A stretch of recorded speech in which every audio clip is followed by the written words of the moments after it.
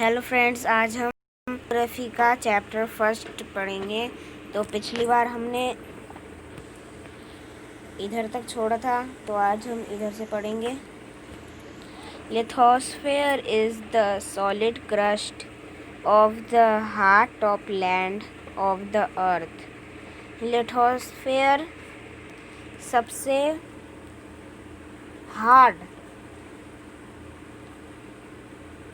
Layer है अर्थ का, और ये बना हुआ है पत्थर, मिनरल और सॉइल के एक थिन लेयर से, परत से।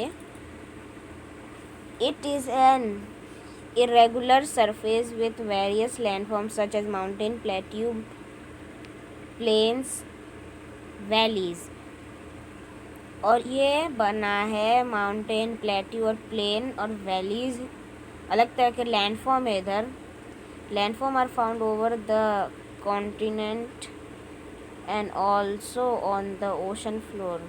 और लैंड फॉर्म कॉन्टिनेंट में ही पाए जाते हैं और ओशन फ्लोर पे ही पाए जाते हैं। ओशन फ्लोर उनको कहा जाता है जो ज़मीन के नीचे। अब ऐसा थोड़ी ना कि जहाँ पे समुद्र है नीचे जाते जाओगे पूरा पानी होगा, ऐसा तो नहीं होता। समुद्र के नीचे भी मिट्टी होती है, तो वो जो मिट्टी होती है उसको ओशन फ्लोर्स कहा जाता है। Lithosphere is the domain that provide us forest, grassland and for grazing land for agriculture and human settlement।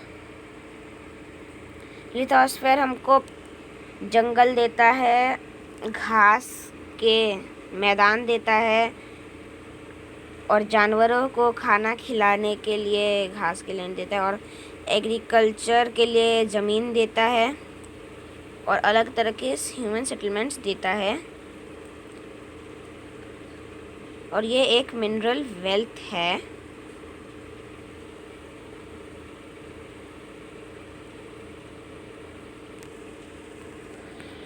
पानी को हम कहते हैं हाइड्रोस्फीयर, और अभी हमने पढ़ा लिथोस्फीयर। लिथोस्फीयर किस चीज़ का बना है आप देख सकते हैं। ये लैंड है पूरा इधर तक, और इसको पूरा लिथोस्फीयर कहा जाता है।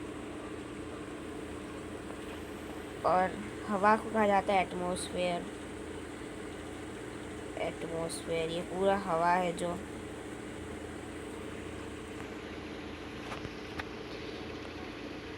The domain of water is refer as hydrosphere.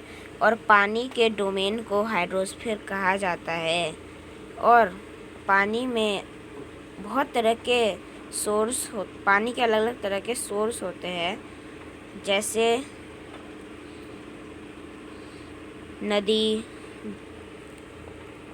नदी, झरने, समुद्र, महासागर, ओशन एक्सेट्रा। और ये हमारे लिविंग ऑर्गेनिजम्स के लिए बहुत ज़रूरी है कि पानी हमारे अर्थ पे होना चाहिए। ये सब लिविंग ऑर्गेनिज्म के लिए ज़रूरी होता है। और एटमॉस्फेयर है वो एयर का डोमेन है, और ये हमारे धरती के चारों ओर फैला हुआ है एक ग्रेविटेशनल फोर्स बनाए हुए। और ये अर्थ को प्रोटेक्ट करता है दूसरे चीज़ों से, जैसे कि सन का harmful rays, in constant of a number of gases, अलग तरह के गैसेस से, धूल से, पानी के इवेपोरेशन से। The change in the atmosphere produce change in the weather and climate. अगर एटमॉस्फेयर में चेंज आता है तो हमारे वेदर और क्लाइमेट में भी चेंज आता है। हमारे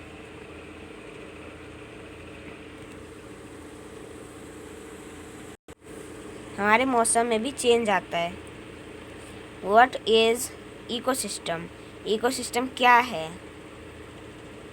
eight an NCC camp that Ravi class was attending, Jesse exclaimed, "What a heavy downpour!" तो रवि और बाकी सब बच्चे कैंप पे जाते हैं, NCC कैंप कुछ नाम के कैंप में जाते हैं। तो जैसी कुछ डाउनपोर देखते हैं, तो कुछ भारी डाउनपोर देखती है और रवि को इससे याद आया इसके केरल के बारे में।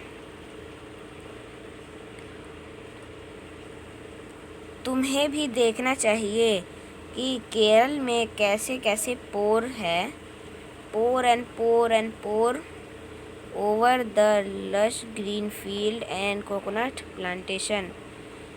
ग्रीन फील्ड में और कोकोनट पेड़ के उधर। हीरा फ्रॉम जेसी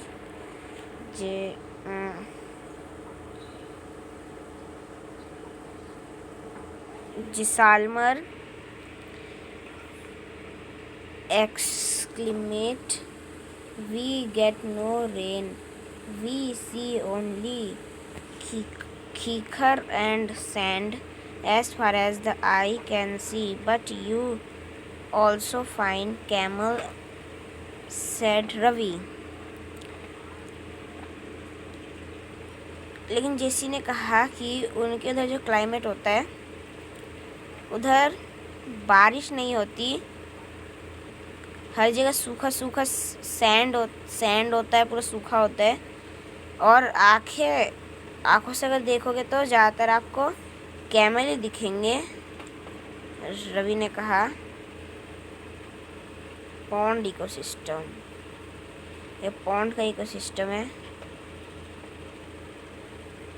अब देख सकते हैं सब ऑर्गेनिजम्स को पानी की कितनी ज़रूरत होती है।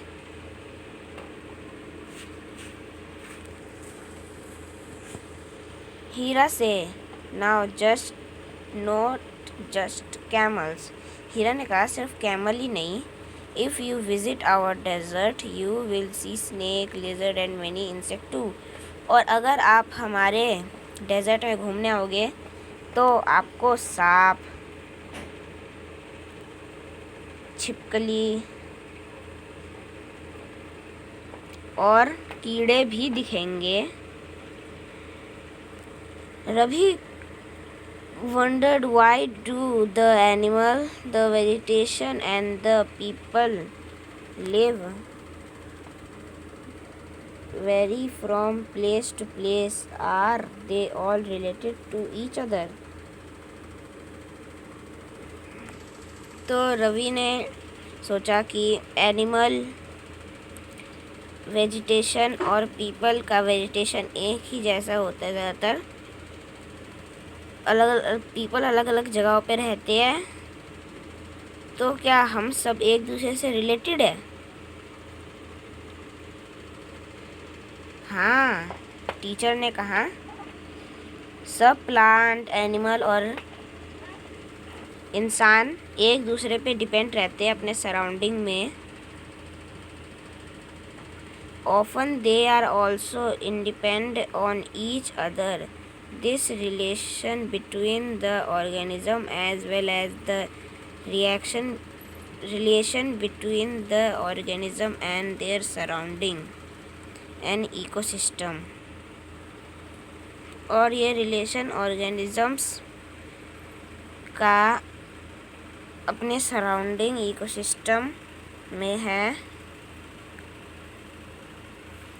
आप देख सकते हैं कहीं कहीं पे बहुत ज़्यादा बारिश होती है, जंगलों में, ग्रासलैंड में, डेजर्ट में, माउंटेन में, लेक में। बहुत ज़्यादा बारिश होने वाले जंगल में, ग्रासलैंड में, डेजर्ट में, माउंटेन में, लेक में, रिवर में, ओशन में, जितने भी छोटे छोटे पॉन्ड हैं आप उधर देखिए तो आपको आपने पार्क में भी देखा होगा, रवि के दोस्त ने कहा प्लेड फ्रॉम एन इकोसिस्टम, हर जगह इकोसिस्टम है। ह्यूमन इन्वायरमेंट, ह्यूमन ने अपने इन्वायरमेंट में इवॉल्व होने के लिए अपनी तरह उसको मॉडिफाई कर लिया है। जितना उनकी ज़रूरत होती है अपने नीड की, मतलब जितना उनको चाहिए होता है वो ले लेते हैं और उसको मॉडिफाई कर देते हैं।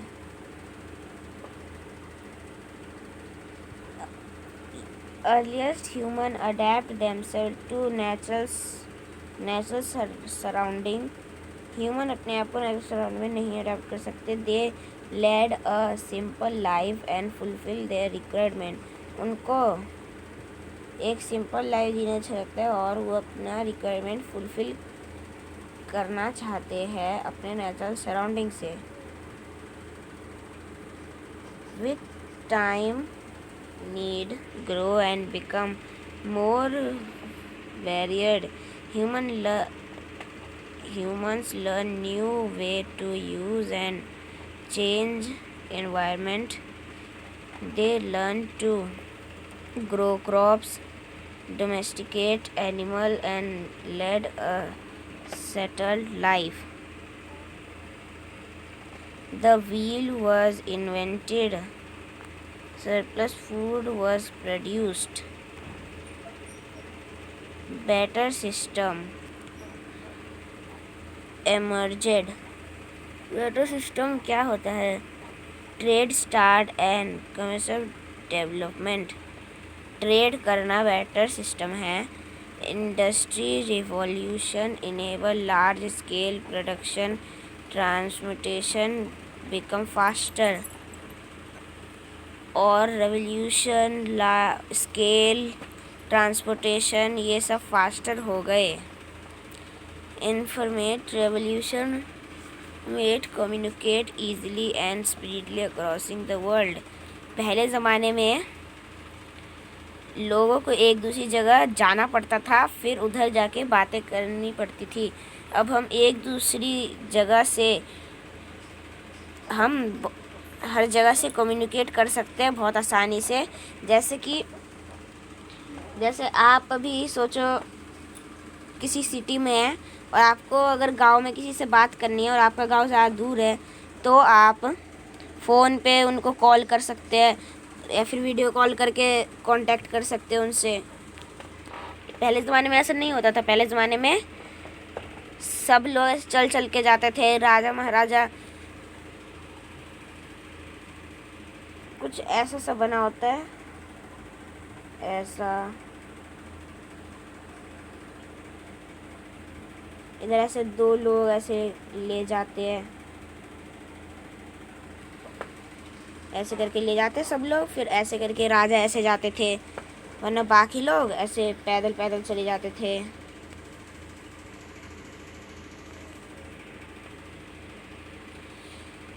Have you ever thought why do you love eating a juicy watermelon in summer and hot roasted peanut in winter? क्या आपने कभी सोचा है कि आपको गर्मियों में वाटरमेलन खाने का बहुत ज़्यादा मन करता है और सर्दियों में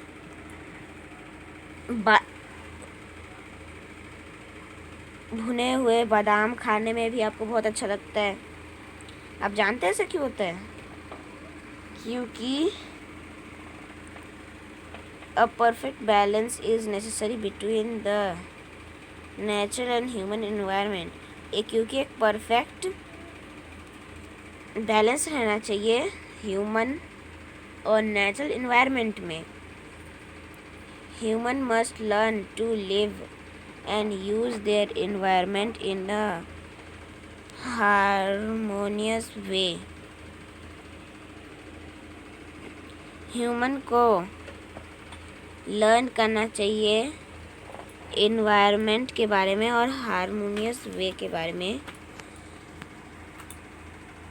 neural a girl from Mizoram from Ravi's class often talk about the lush green surrounding of her place. Seeing Ravi upset at having lost his playground, Nari invited him to visit her home state during the coming vacation. तो एक दिन किसी बच्चे का कुछ था तो तो उसने बोला था कि जब वेकेशन आएंगे आप इधर आना घूमने के लिए.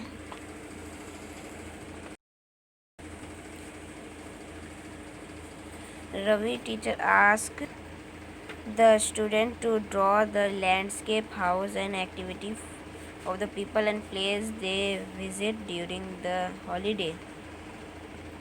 अब टीचर ने एक बच्चे को कहा, रवि को कहा कि लैंडस्केप बनाओ,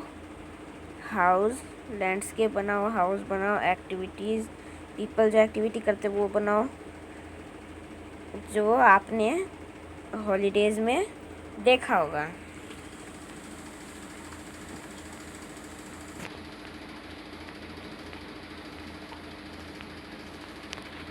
तो फिर ये चैप्टर हमारा आज ख़त्म होता है.